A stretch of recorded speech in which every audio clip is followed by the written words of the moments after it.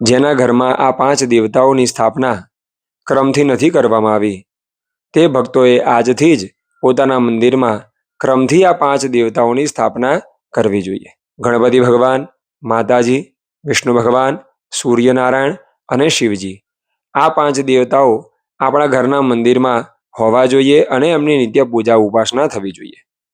જેના ઘરમાં ભગવાન વિષ્ણુ પ્રધાન છે, ભગવાન કૃષ્ણ છે, બાલ સ્વરૂપમાં ઠાકોરજી બિરાજમાન છે, તેમણે ઘરના મંદિરના મધ્ય ભાગમાં ભગવાન વિષ્ણુની સ્થાપના કરવી. ભગવાન વિષ્ણુથી ઈશાન ખૂણા તરફ ભગવાન શિવજીની સ્થાપના કરવી.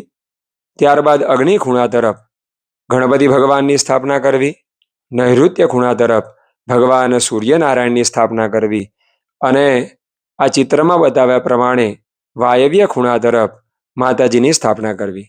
તો જેના ઘરમાં ભગવાન વિષ્ણુ પ્રધાન છે, તેમણે ક્રમથી મધ્યમાં ભગવાન વિષ્ણુની અને આ ક્રમ પ્રમાણે જે ચિત્રમાં દેખાય છે એ પ્રમાણે આ 5 દેવતાઓની પોતપોતાના સ્થાન પ્રમાણે સ્થાપના કરી એમની નિત્ય પૂજા, નિત્ય ઉપાસના કરતા રહેવું જોઈએ.